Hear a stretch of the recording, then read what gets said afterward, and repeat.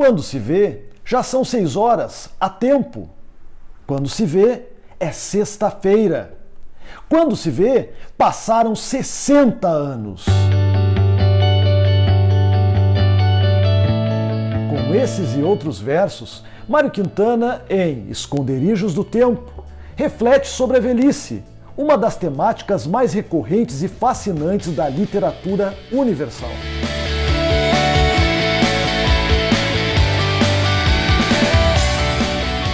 Salve garrancheiras e garrancheiros! Eu sou Oswaldo Arthur e vocês estão no canal do Garrancho. Sejam muito bem-vindos! Aproveitem para se inscrever e curtir este vídeo.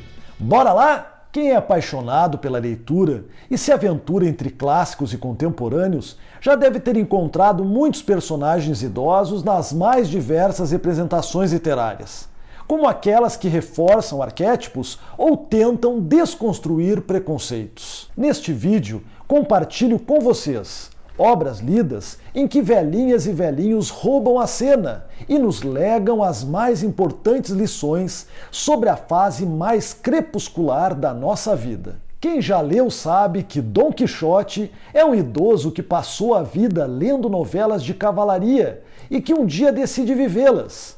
Miguel de Cervantes, por conta da crítica que produz contra o gênero literário medieval, não escolheu à toa dar protagonismo a um homem de idade avançada. Montado num matungo rocinante, acompanhado pelo fiel escudeiro Sancho Pança e apaixonado por Dulcineia, o cavaleiro da triste figura nos motiva a não desistirmos dos nossos sonhos. Sua falta de lucidez o leva a enfrentar moinhos de vento como se fossem gigantes.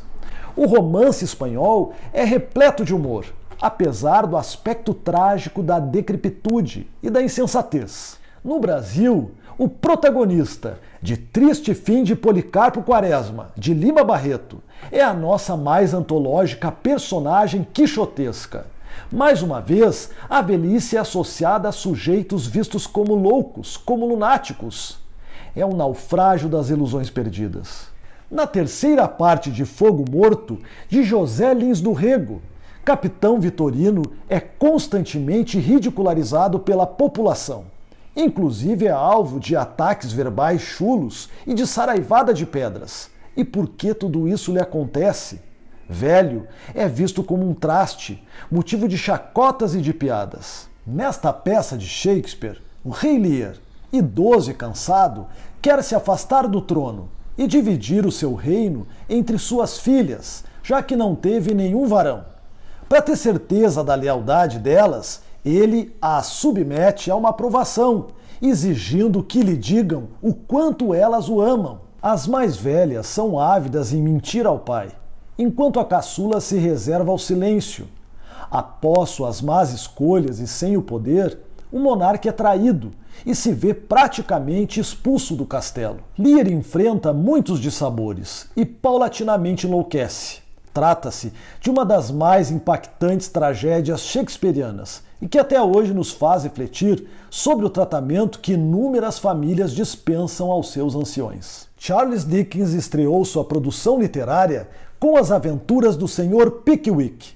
Publicado em folhetins, o romance inglês nos apresenta o simpático Sr. Pickwick, que funda um clube com seu nome e, ao lado de alguns amigos, passa a viajar para estudar os valores da sociedade inglesa. Crítica contundente dos costumes de seu tempo, a narrativa nos diverte com variadas situações cômicas e patéticas vividas pelo velhinho. O ponto alto destas aventuras se dá quando o Sr. Pickwick contrata como criado Samuel Weller e como os dois travam das mais lindas amizades da literatura. Queridinha de muitos leitores é a série Anne de Green Gables, da escritora canadense Lucy Maud Montgomery. Depois do sucesso Anne com E, da Netflix, muitos foram aqueles que correram às livrarias em busca dos livros que contam a saga da menina órfã adotada pelos irmãos Marilla e Matthew, que, idosos ignorando críticas e rótulos, tomam a decisão de formar com Anne uma nova família. Exemplos de empatia e de compaixão. Disto eu não tenho dúvida. Monteiro Lobato é responsável por formar gerações e gerações de leitores com sua literatura infanto-juvenil. Muito do nosso imaginário coletivo foi gestado pelas histórias da turma do Sítio do Pica-Pau Amarelo. Em Serões de Dona Benta, o criador da boneca Emília reforça o estereótipo da vovozinha terna, doce, professoral, com chale, cadeira de balanço, agulhas de tricô, óculos na ponta do nariz. Dona Benta, com a sabedoria alcançada com o passar dos anos, aguça a curiosidade dos netos, Pedrinho e Narizinho, lhes dando divertidas aulas sobre geografia, física, astronomia. Exímia narradora e cozinheira de mão cheia, a personagem é ainda lembrada como a típica representação de uma vovó. Inesquecível também é a alegre vovó Guida, que é um pouco distraída, da escritora Tatiana Belink, que foi uma grande admiradora da obra de Lobato e que legou para a criançada leitora a imagem de uma matriarca do barulho, mas acometida por lapsos de memória. Já Ana Maria Machado, em Bia Bisa Bisabel, questiona e tensiona os padrões sociais que envolvem as idosas, ao criar uma narrativa lúdica e comovente. Graças à sua imaginação, a menina Isabel estabelece um poderoso e modificador diálogo entre ela, sua bisavó e sua futura bisneta. Para quem não leu, eu recomendo muito, ainda que Ernest Hemingway tenha deixado escrito em carta que o velho é o velho e o mar é o mar. Todo o simbolismo do qual as pessoas falam é besteira. Não há como ler o velho mar sem estreitar relações com a realidade e com outras áreas do conhecimento. A luta entre Santiago, o homem, e o peixe, a fera. Na narrativa que certamente garantiu ao seu autor o Prêmio Nobel de Literatura, em 1953, traduz com maestria o que é a solidão e a experiência da derrota, como destaca o crítico José Castelo. Na novela Enquanto a Noite Não Chega, do escritor gaúcho Josué Guimarães, Dona Conceição, Dom Eleutério e o coveiro Teodoro são os últimos habitantes de uma cidadezinha misteriosamente abandonada. A realidade distópica vivida aqui pelos idosos, numa espécie de exílio paranormal, nos causa, é claro, estranheza. Exemplar do nosso realismo fantástico, o desfecho narrativo impressiona por detonar as nossas suposições e as nossas certezas. Luiz Fernando Veríssimo, com a sua velhinha de Taubaté, caiu no gosto popular.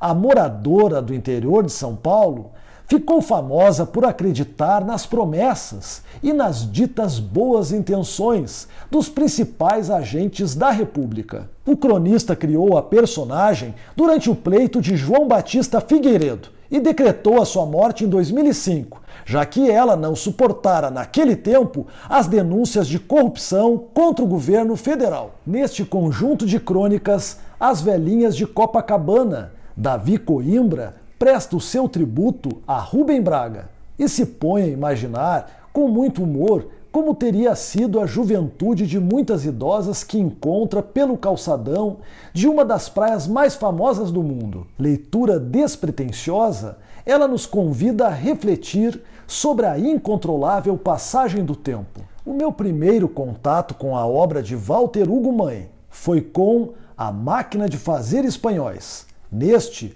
Antônio Jorge da Silva é o nosso protagonista narrador, que após um evento familiar traumático é internado num asilo. A obra conta ainda com o personagem Esteve Sem Metafísica, do poema Tabacaria, de Fernando Pessoa, o qual vive uma emocionante amizade com os internos do lar Felicidade. Sem dúvida, nestes nossos tempos, eu não encontrei melhor leitura que trate do abandono e do apagamento da memória da população idosa de forma tão única e tão impressionante. Eu não sei se a atriz Fernanda Torres leu Vovô Fugiu de Casa, de Sérgio Caparelli, que tem feito muito marmanjo chorar, mas com certeza eu sei que o seu público leitor ficou encantado com o seu fim, primeiro romance de sua carreira literária. Neste entramos em contato com a subjetividade de 5 velhinhos, que rememoram suas vivências, seus amores, seus sofreres. Um verdadeiro primor da nossa literatura contemporânea, e para o qual eu desejo que vocês deem uma chance. Da talentosa Conceição Evaristo, Poncia Vicêncio nos dá a conhecer o controverso e misterioso vô Vicêncio, cujo desatino apavora qualquer leitor desavisado. E Néngua Cainda, sábia anciã e figura representativa da ancestralidade do povo negro brasileiro. É aquela que aconselha os que padecem e vivem os seus desencontros. Nessa tônica de respeito ao poder e à força das vozes ancestrais, a filósofa Djamila Ribeiro lançou recentemente Cartas para Minha Avó, que já está na minha lista de próximas leituras. E por fim, este best-seller, Os 7 Maridos de Evelyn Hugo, da escritora norte-americana Taylor Jenkins Reid. Aqui, a lendária atriz de Hollywood, prestes a completar 80 anos, conta em entrevista tudo que os tabloides sempre quiseram publicar em detalhes. Idosa, a protagonista relata os percalços por que passa uma mulher pobre, latina, numa sociedade machista e preconceituosa, até alcançar a sonhada fama no mundo mágico do cinema. Fora uma série de temas extremamente relevantes, o mais questionável para mim neste romance é como se dá o apagar das luzes. Garrancheiras e garrancheiros, contem para mim aqui nos comentários se vocês já leram algumas dessas obras e se já repararam como os nossos idosos são retratados na literatura. Lembrem-se, comprando qualquer produto na Amazon pelos nossos links, vocês nos ajudam a manter este canal. E nos sigam lá no Instagram. Um beijo grande e até a próxima. Tchau!